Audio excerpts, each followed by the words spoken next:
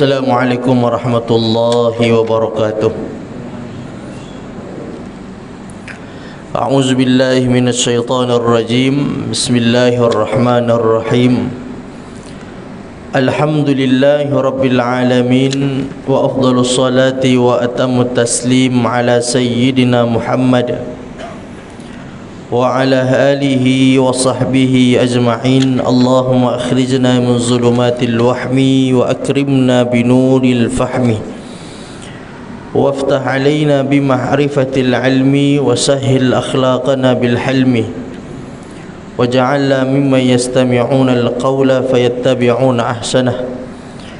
Allahumma inna na'udzubika min an nadhilla aw nudalla aw nazilla aw nuzalla aw nuzlima aw nuzlama aw najhala aw yujhala alaina 'azza jaruka wa jalla thana'uka wa la ilaha ghairuka. Bismillah wa billah tawakkalna 'ala Allah la haula wa la quwwata illa billahil aliyyil azim. Amma ba'd. Muslimin dan muslimat, para hadirin, mudah-mudahan dirahmati dan dikasihi oleh Allah Subhanahu wa taala. Jadi insyaallah pada malam ni kita akan sambung pengajian kita dalam kitab Al-Halal wal Haram fil Islam oleh Syekh Dr. Yusuf Al-Qaradawi rahimahullahu taala. Baik. Jadi insyaallah pada malam ni kita akan masuk kepada bab yang keempat. Kita masuk kepada bab yang baru, iaitulah bab yang keempat.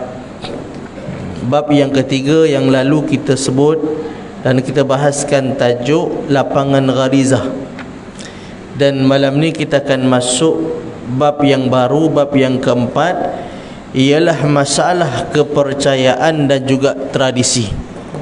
Ini juga perlu kita tahu apakah setiap kepercayaan ataupun amalan tradisi orang-orang yang dulu, apakah boleh kita teruskan, ataupun amalan-amalan orang-orang dulu yang bercanggah dengan agama Allah Subhanahu wa taala, yang bercanggah dengan ajaran Islam, kita perlu tinggalkan.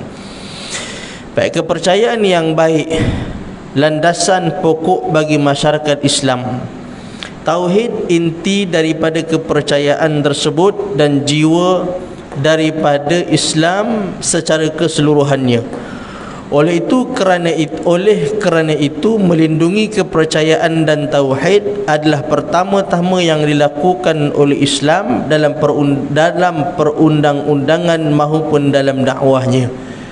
Jadi yang pertama sekali, sebagai mukadimah kepada tajuk kita, beliau ingin mengingatkan kita bahawa Islam itu ataupun agama Islam tertegak dengan tauhid. Dan ajaran Islam ialah ajaran yang satu-satunya daripada Allah Subhanahu wa taala. Tak ada ajaran yang lain selain daripada ajaran Islam. Jadi umat ataupun nabi-nabi yang dahulu juga agamanya agama Islam. Tidak ada agama yang lain selain daripada itu. Yang pertama.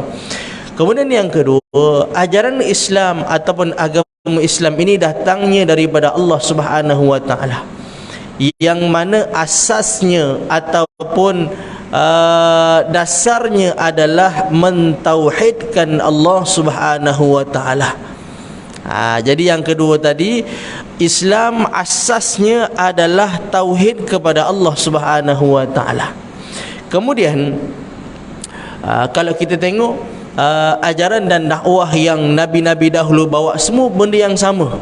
Mereka mengajak seluruh umat manusia ataupun kaum mereka untuk hanya menyembah Allah Subhanahu wa taala. Hanya berkeyakinan Tuhan itu hanya satu, bukan dua, bukan tiga, dan bukan lebih daripada itu. Sebab itu bila mana kita menerangkan kepada anak-anak kita tentang sembahan-sembahan sebahagian daripada manusia, kita perlu jelaskan bahawa ini adalah patung, ini adalah berhala yang disembah oleh orang-orang tertentu. Itu bukan Tuhan. Sebab kadang-kadang kita salah memberikan penerangan kepada anak cucu. Kita kata ini adalah Tuhan orang kafir, ini Tuhan orang Hindu, ini Tuhan orang Kristian, ini Tuhan orang Buddha. Jadi perkataan kita Tuhan itu salah. Itu bukan Tuhan. Tuhan orang Kristian pun Allah, Tuhan orang Buddha pun Allah, Tuhan apa lagi, Tuhan orang Hindu pun Allah. Jadi Tuhan setiap manusia hanya satu, iaitulah Allah. Cuma sebahagian daripada manusia yang syirik ini, mereka menyembah kepada selain daripada Allah Subhanahu wa taala. Mereka menyembah patung, ada yang menyembah haiwan, ada yang menyembah bulan, ada yang menyembah api, macam-macam sembahan mereka. Itu Tuhan tak, itu bukan Tuhan. Sebab kalaulah kita jelaskan, kita terangkan kepada anak-anak kecil ataupun anak-anak murid kita, kita kata ini adalah Tuhan untuk orang Indo, ini Tuhan untuk orang Buddha. Jadi takut mereka ni faham bahawa Tuhan ni lebih daripada satu. Oh, ada Tuhan orang Islam, ada Tuhan orang Kristian, ada Tuhan orang ini, ada Tuhan orang itu. Jadi itu penjelasan yang kurang tepat.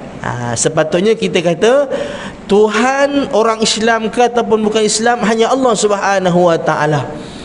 Cuma mereka menyembah kepada makhluk, mereka menyembah patung berhala, mereka menyembah haiwan, mereka menyembah apa lagi, api, mereka menyembah bulan, mereka menyembah matahari. Tapi itu Tuhan tak dah, itu bukan Tuhan. Cuma sembahan-sembahan mereka yang menjadikan mereka syirik kepada Allah Subhanahu wa taala. Begitu juga membantras kepercayaan jahiliyah yang dikumandangkan oleh sebahagian orang-orang yang sesat itu. Sesuatu perintah yang harus dikerjakan demi membersihkan masyarakat Islam dari noda-noda syirik dan sisa-sisa kesesatan. Jadi nanti beliau akan sebutkan sebahagian daripada adat, tradisi ataupun amalan orang-orang lama ni yang dibantras, yang diperangi sebab ia bercanggah dengan asas dalam agama kita tadi itu, iaitulah mentauhidkan Allah Subhanahu wa taala. Apa saja kepercayaan, kalau seandainya merosakkan iman dan kepercayaan, maka itu perlu diperangi. Hatta soal tawakal pun, umpamanya soal tawakal. Jadi kadang-kadang orang kurang jelas apakah yang dimaksudkan dengan tawakal. Tawakal itu ialah seseorang yang menggantungkan diri ataupun berserah hanya kepada Allah, tidak ada selain daripada Allah tempat dia berserah. Itu maksud tawakal. Jadi tawakal ini adalah amalan hati, kerja hati. Seseorang itu tidak tahu orang lain itu tawakal ataupun tidak, hanya lihat pada zahirnya. Jadi kalau contoh seseorang yang kita kata dia kerja daripada pagi, keluar kemudian balik petang, kadang-kadang sampai malam, dia ni kurang tawakali kepada Allah, kan? Dia kurang percaya dengan Allah soal rezeki. Kita tak boleh kata macam tu, kan? Sebab tawakal ataupun tidak seseorang itu dia dalam hati. Kalau hatinya bergantung kepada Allah, maka itulah yang namanya tawakal. Walaupun dia bekerja pagi, petang, siang, malam pun, kalau hatinya bergantung rezeki itu datang daripada Allah, dia serahkan soal rezeki itu kepada Allah Subhanahu wa taala, maka itu namanya orang yang tawakal. Kalau seseorang yang tidak bekerja, hanya duduk di dalam masjid, sembahyang, zikir, i'tikaf, zikir, baca Quran, tapi hatinya tidak bergantung kepada Allah, rezekinya masih bergantung kepada manusia, dia tak kerja, dia tak bekerja, hanya duduk dalam masjid i'tikaf, tapi dalam hati dia kata, harap-harap adalah nanti lepas sembahyang aku keluar masjid, adalah orang jemput masuk datang ke rumah dia makan. Jadi itu bukan tawakal. Jadi kalaulah ada dalam hatinya seperti itu, maka ini tawakal ke? Tak. Sebab rezekinya itu dia letakkan bergantung kepada, kalau ada orang ajak datang ke rumah makan, cantik. Jadi itu tak tawakal. Berbeza orang yang bekerja, walaupun bekerja tetapi hatinya dia menyerahkan urusan rezeki dia, rezeki anak isterinya kepada Allah Subhanahu wa taala. Tapi Datuk kenapa bekerja? Kan ini perintah Allah Subhanahu wa taala. Allah suruh kita kerja apa sebab? Kerana Allah nak kita melihat, Allah nak kita melihat ciptaan dia. Bila melihat ciptaan Allah, kan makin dekat kita dengan Allah Subhanahu wa taala. Macam mana dengan melihat ciptaan Allah itu makin dekat kita dengan Allah? Sebab nak kenal Allah tu dengan melihat ataupun dengan mengenali makhluk Allah. Dengan kita kenal makhluklah kita akan kenal Allah Subhanahu wa taala. Kalaulah kita nak kenal Allah tanpa mengenal makhluk dia, macam mana kita nak kenal Allah? Allah pun kita tak nampak, kan?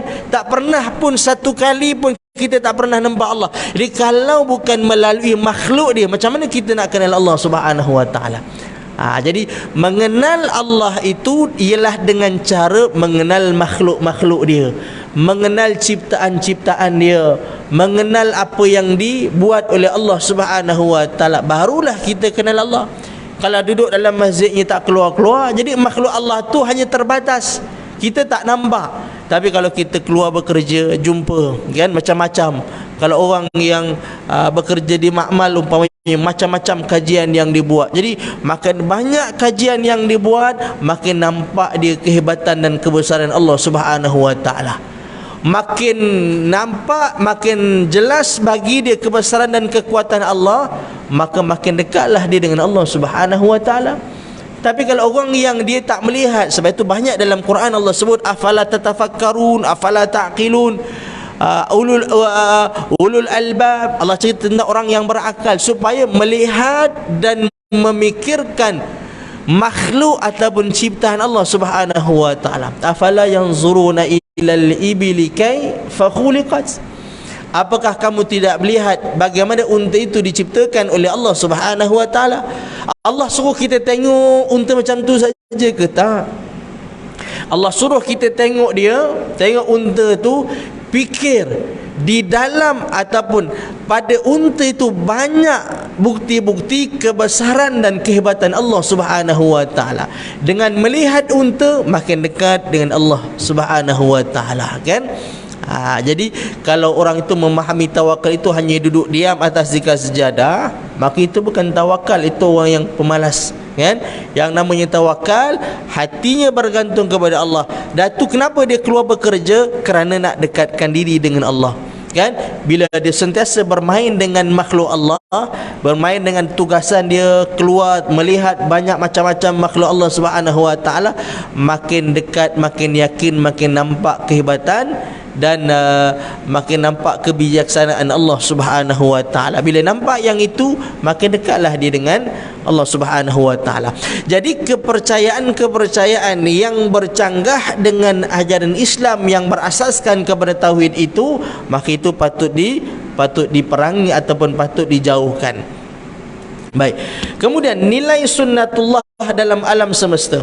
Pertama kali akidah yang ditanamkan Islam dalam jiwa pemeluknya, iaitu bahawa alam semesta yang didiami manusia ini di permukaan bumi dan di bawah kolong langit tidak berjalan tanpa aturan dan tanpa bimbingan, dan tidak juga berjalan mengikut kehendak hawa nafsu seseorang.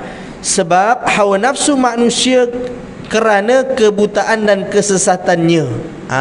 Jadi kata beliau, jadi alam ni, apa makna alam? Selain daripada Allah tu namanya alam. Alam ni makhluk Allah lah. Selain daripada Allah tu namanya alam. Manusia, haiwan, bulan, bintang, bumi, apa semua ni dipanggil alam. Alam ini, hidup mereka ataupun pergerakan alam ini di bawah pentadbiran ataupun bimbingan Allah Subhanahu wa taala. Yang pertama kita kena faham macam tu.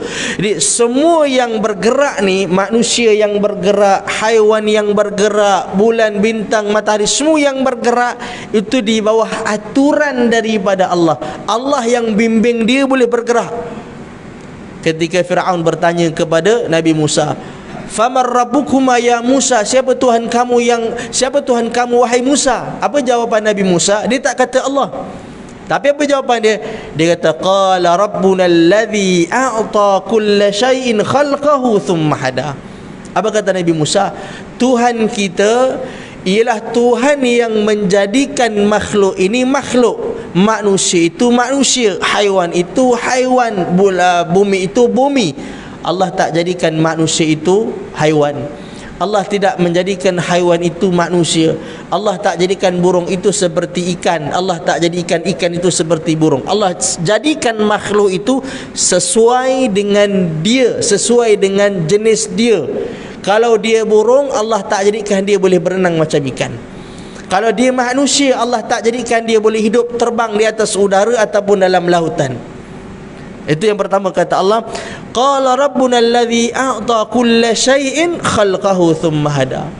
Kemudian dia juga yang memberikan petunjuk kepada makhluk dia bagaimana cara mereka itu untuk hidup. Maknanya Allah yang bimbing kita. Tuan-tuan yang datang ke sini, apakah kita yang jalankan kaki kita? Tak. Allah yang jalankan kaki kita. Allah yang gerakkan kaki kita. Apakah kita datang ke masjid ataupun surau pada malam ni itu hanya kebetulan? Tak. Itu sudah ada dalam ilmu Allah. Sebelum kita lahir, Allah tahu dah hari ni, tanggal ni, pukul sekian kita akan berada di dalam surau. Semuanya berjalan mengikut aturan yang telah ditetapkan oleh Allah Subhanahu wa taala. Walau ittaba'al haqqu ahwa'ahum lafasadatis samawati wal ardu wa man fihin. Andai kata kebenaran itu mengikuti hawa nafsu mereka, nescaya akan rosaklah langit dan bumi serta makhluk yang ada di dalamnya. Kalaulah, kata Allah, kalaulah seandainya semua ini bergerak mengikut hawa nafsu mereka, mengikut kehendak mereka, rosaklah bumi ni. Kalau contoh kita nak supaya matahari keluar sekian pada waktu sekian, bulan kena keluar waktu sekian, mana dunia ni aturan manusia, maka kata Allah lafasadatis samawati wal ard, maka akan rosaklah langit dan bumi ataupun diri kita. Kalau kita sendiri yang uruskan diri kita, kita tak akan boleh hidup sampai sekarang, tuan-tuan dan puan sekalian, kan? Sebab Allah yang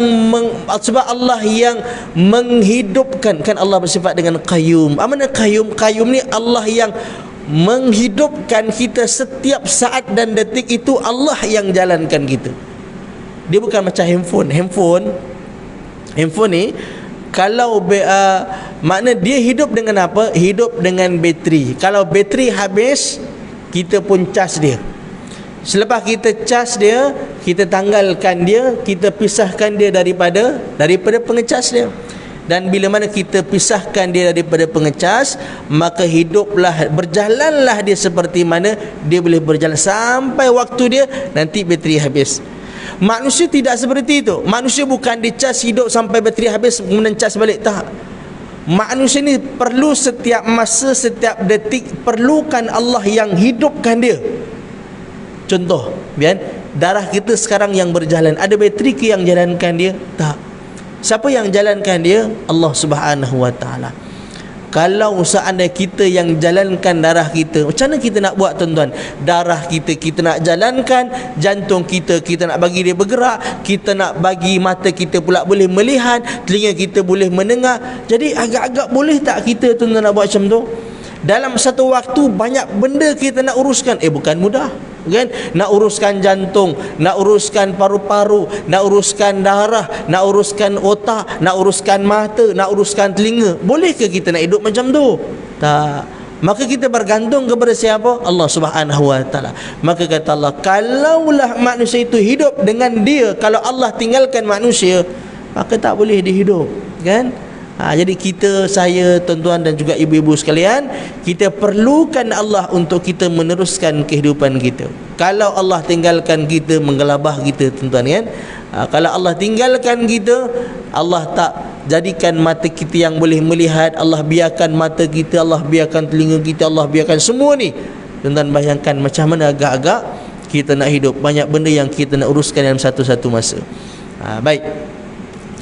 Kemudian, namun perlu dimaklumi bahawa alam ini dikendalikan dengan undang-undang dan hukum yang tetap, tidak pernah berubah dan berganti sebagaimana telah dinyatakan oleh Al-Quran. Falan tajida li sunnatillahi tahwila, kamu tidak akan menjumpai sunnatullah itu berhenti ataupun berganti. Maksudnya Allah mentadbir alam ni. Tak ada yang lain yang mentadbir alam ni. Hanya Allah Subhanahu wa taala yang mentadbir alam ni. Alam ini ditadbir oleh Allah itu dengan sistem. Dan sistem itu tidak akan berubah sampai bila-bila. Walan tajida li sunnatillahi tabdila. Kamu takkan dapati sunnatullah atau undang-undang ataupun peraturan Allah itu berubah sampai bila-bila. Takkan berubah. Contoh yang paling mudah begini.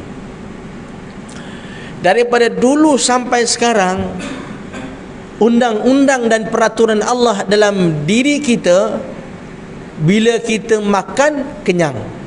Itu peraturannya, kan? Macam mana boleh kenyang? Dengan sebab makan. Kerana Allah dah set kat situ dah.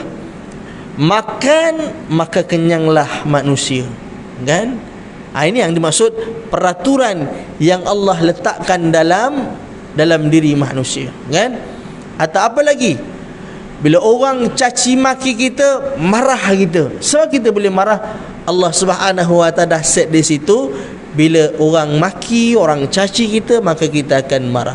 Itu sunnatullah, peraturan Allah baru dalam hidup manusia, kan? Dalam alam ni lagi, kan?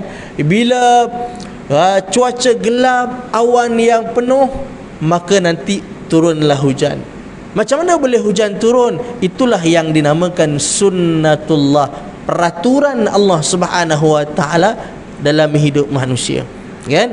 Ataupun contoh, bila kita sakit, kan? Bila kita sakit, maka kita ambil ubat ataupun kita merawat. Maka bila mana kita dirawat, maka sihat. Macam mana boleh sihat dengan rawatan tadi itu? Kerana itulah sunnatullah, peraturan Allah Subhanahu wa taala. Kalau kena cara kamu rawat, maka sihatlah orang itu. Itu dipanggil sunnatullah. Nanti kita akan sebutkan contoh-contoh yang dikaitkan dengan amalan-amalan terisi atau yang dipanggil sebahagian daripada amalan khurafat, kan? Yang sudah tentu bercanggah dengan apa yang kita sebutkan tadi, bercanggah dengan sunnatullah, bercanggah dengan ajaran Islam. Baik. Kaum muslimin telah belajar dari kitabullah dan sunnah Rasul supaya menjunjung tinggi sunnatullah yang berbentuk alam semesta ini dan mencari musabab yang diperolehi dari sebab-sebab yang telah diikatkannya oleh Allah. Maknanya manusia boleh berhukum dengan sunnatullah. Contoh, perut kita kembung, kan? Perut kita kembung, maka sunnatullahnya, kebiasaannya ataupun adatnya, atau hukum dipanggil hukum adat. Kalau tuan-tuan belajar akidah, dia akan sebutkan, dia akan sebutkan ada hukum adat, ada hukum akal, ada hukum syarak, kan? Adatnya, kalau kita minum air halia, maka sihatlah, hilanglah angin di perut kita. Macam tu contoh dia, kan? Maksudnya boleh ataupun tidak kita berpegang dengan rawatan, meminum air halia untuk menghilangkan kembung perut, boleh. Sebab apa boleh? Tak jadi syirik ke macam tu? Dah, sebab Allah dah letakkan adatnya, kebiasaannya. Kalau perut kembung kena dengan buah halia ataupun kena dengan halia, maka akan legalah perut kita. Itu dipanggil hukum adat yang boleh kita berpegang dengannya. Kerana sunnatullah, bila adatnya begitu, maka jadilah begitu. Kebiasaannya macam tu, jadilah macam tu. Contoh, sunnatullah, peraturan Allah dengan adat. Maksudnya kebiasaan dia, api ini sifatnya membakar, kan? Kebiasaan api yang sifat membakar. Maka boleh ataupun tidak kita melarang seseorang daripada bermain api, kerana kita kata jangan main api, nanti terbakar rumah, nanti terbakar barang-barang ni. Walhal benda tu belum berlaku, tapi boleh ataupun tidak kita sebutkan begitu, maka kita katakan boleh. Sebab mengikut hukum adat, begitulah yang akan berlaku. Kerana sunnatullah, bila ada adatnya seperti itu, maka akan berlaku seperti itu. Ataupun bila mana kita melarang anak kita daripada main api, kita kata jangan main api, nanti kan terbakar apa kapit terbakar, langsir tukang habis rumah kita terbakar. Anak kita pula baru belajar tauhid, dia kata abah tahu mana benda tu belum berlaku bah syirik, abah kata macam tu, dosa kita cakap benda yang akan datang tak boleh. Dia kata macam tu. Maka apa jawapan kita? Kita kata hukum adat kita boleh berpegang. Kebiasaannya api itu sifatnya membakar. Kan kalau seandainya terkena pada kain, terkena pada kertas, maka dia akan terbakar. Kan walaupun belum lagi terbakar, tapi kita berpegang dengan hukum dia sebelum berlakunya kebakaran itu. Jadi mengikut hukum adat maka tak ada masalah. Baik. Kemudian jadi kata beliau, serta supaya mereka menolak apa yang dikatakan sebab yang sekadar dugaan semata yang biasa dilakukan oleh sebahagian dari pemuda dan sebagainya. Jadi kata beliau, kalau seandainya kan kita boleh berpegang dengan sesuatu yang akan datang, yang pertama kalau ada Quran sebut. Contoh, dalam Quran sebut bahawa orang yang melakukan maksiat akan masuk dalam neraka dan akan akibatnya begini, dibakar, kemudian potong lidah apa segala macam ni. Benda tu belum berlaku. Kan benda tu belum berlaku, belum ada orang yang ada di dalam neraka, belum ada. Kan tapi kita sebut kerana Allah dah sebut awal dalam Quran. Bila Allah sebut kerana Allah tahu benda yang akan datang, satu. Yang kedua, apa yang disebutkan oleh Nabi SAW. Ya, banyak hadis-hadis yang menceritakan tentang peristiwa akhir zaman. Benda tu belum berlaku, tapi Nabi sebut kerana Nabi dapat wahyu daripada Allah. Dan yang ketiga, kalau seandainya adat ataupun sunnatullahnya begitu, adatnya begitu, kebiasaannya begitu, maka kita boleh berpegang sesuatu dengan yang akan datang. Tapi kalau seandainya dengan amalan-amalan yang khurafat, contoh kan, contoh orang kata, kalau seandainya tangan kita gatal-gatal ni, ada orang nak bagi duit lah ni. Itu kan, ada orang kata macam tu. Jadi ada tak Quran sebut macam tu? Tak ada.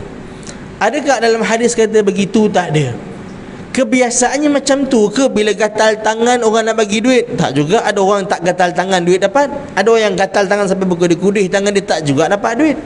Jadi sudah tentu dia bercanggah, dia tak ada, asasnya tidak ada.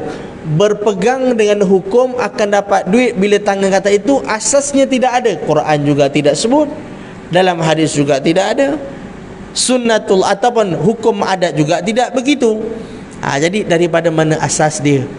Jadi di sinilah yang kita akan sebutkan nanti antara amalan-amalan yang perlu kita jauhi. Kemudian membanteras benda-benda yang khurafat. Nabi SAW datang dan dijumpainya di tengah-tengah masyarakat ada sekelompok manusia tukang dusta yang disebut sebagai kuhan, iaitu dukun, ataupun arraf, tukang ramal. Mereka mengaku dapat mengetahui perkara-perkara gaib, baik untuk masa yang telah lalu maupun yang akan datang, dengan jalan mengadakan hubungan jin dan juga sebagainya. Justru itu Rasulullah SAW kemudian Rasulullah mengisytiharkan perang dengan kedustaan yang tidak berlandaskan ilmu, petunjuk maupun dalil syara'. Rasulullah membacakan kepada mereka wahyu Allah, "Qul la ya'lamu man fis samawati wal ardil ghaiba illallah." Katakanlah, tidak ada yang dapat mengetahui perkara gaib di langit dan bumi melainkan Allah Subhanahu wa taala. Bukan malaikat, bukan jin dan bukan manusia yang mengetahui perkara-perkara gaib. Rasulullah juga menegaskan tentang dirinya dengan perintah Allah sebagai berikut, "Walau kuntu a'lamul ghaiba lastakthartu minal khairi wa ma massaniyas su in ana illa nadhirun wa basyirun liqaumin yu'minun." Kalau saya dapat mengetahui perkara gaib dan saya dapat memperoleh kekayaan yang banyak dan saya tidak akan ditimpa suatu musibah, tidak lain saya hanyalah seorang nabi yang membawa kabar duka dan membawa kabar gembira untuk kaum yang maha beriman. Jadi tuan-tuan muslimin dan muslimat yang dirahmati Allah, kalaulah satu orang yang mendakwa dirinya boleh membantu kita meramal nasib kita, maka hati-hati tuan-tuan, kan? Kerana orang yang seperti ini pernah diisytiharkan perang oleh Rasulullah sallallahu alaihi wasallam. Kerana tidak ada yang tahu perkara gaib melainkan Allah Subhanahu wa taala. Saya pernah Dulu waktu di sekolah, waktu saya sekolah di Kedah dulu, kawan saya hilang motor. Kawan saya motor dia hilang. Jadi nak dipendek, nak potong cerita sebab ada benda kalau kita sebutkan tak baik kan. Jadi akhir nak dipendekkan cerita, jumpa bomo. Kemudian bomo ke tukang tilik lah, kita panggil bomo kan. Dia ambil air, kemudian dia tilik kat situ. Dia tengok-tengok, oh dia kata motor korang ni ada kat sini, kata dia. Motor korang ada kat sini. Maka korang kena sampai di situ sebelum jam sekian. Kerana kalau seandainya korang lambat, maka barangkali motor tu dah tak ada kat situ dah, mungkin dah dibawa ke tempat lain. Sekarang ada kat sini. Kalau korang sampai dalam waktu sekian, masih korang jumpa. Jadi kita orang pergilah. Saya pergi. Dan saya bertiga lah, 2 beradik dan saya seorang. Kita pun pergi sampai di tempat tu. Memang kawasan tu kawasan Makpet, Mayak Makpet kan. Dia pun pelik, bahal kita datang tengah malam, tengah cerita ni tengah malam. Kemudian kita pergilah tempat yang disebutkan oleh bomo tadi tu kan. Kita tengok, cari-cari, tak ada benda tu. Kemudian telefon balik dekat bomo tadi tu. Telefon payah juga, akhirnya pun diangkat dan dia bagi tahu kan. Dia kata korang sampai pukul apa kat situ? Kita beritahulah pukul sekian. Korang sampai lambat, kata dia. Sebab saya bagi tahu dah tadi kena sampai sebelum jam sekian. Korang dah sampai lambat. Memanglah tak ada benda tu.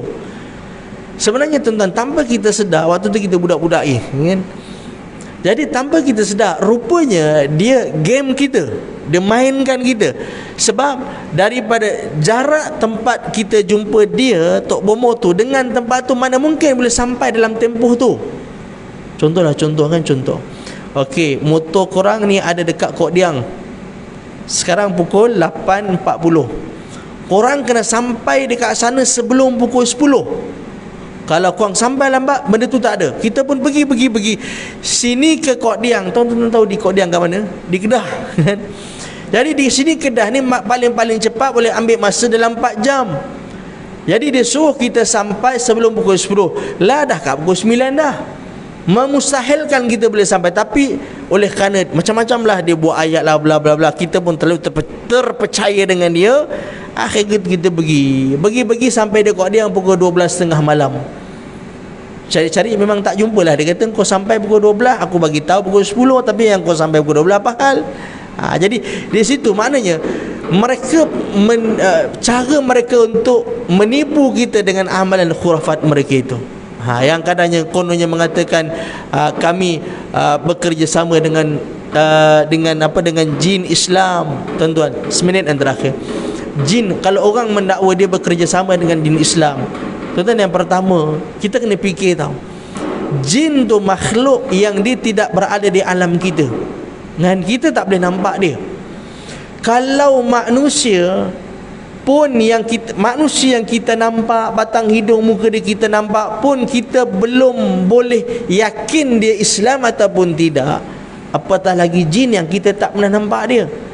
Dia duduk di tempat di alam yang lain, kita tak nampak dia. Macam mana kita boleh yakin dia Islam? Walhal kalau seorang manusia, kalau tuan-tuan pergi negara Arab umpamanya kan, contoh tuan pergi negara Arab, pakai jubah, pakai serban, pasti Islam ke? Belum tentu. Tuan-tuan pergi Syria umpamanya, kan banyak orang Kristian, tengok orang Arab dia berjubah pula, dia pakai serban, kemudian pakai yang apa namanya, yang hitam tu kan, dia pakai serban. Kita pun jumpa ni Tok Syekh ni, kita pun salam, cium tangan dia. Walhal dia memang itu pakaian tradisi Arab, jubah. Kalau masuk kelab malam pakai jubah, pakai serban itu, minum arak apa semua. Dia tengok dia bukan Islam. Jadi kalau manusia yang depan mata kita pun kita tak yakin dia Islam ataupun tidak, bagaimana kalau jin?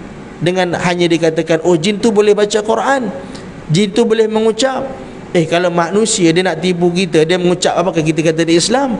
Apatah lagi jin, makhluk yang kita tak nampak dia.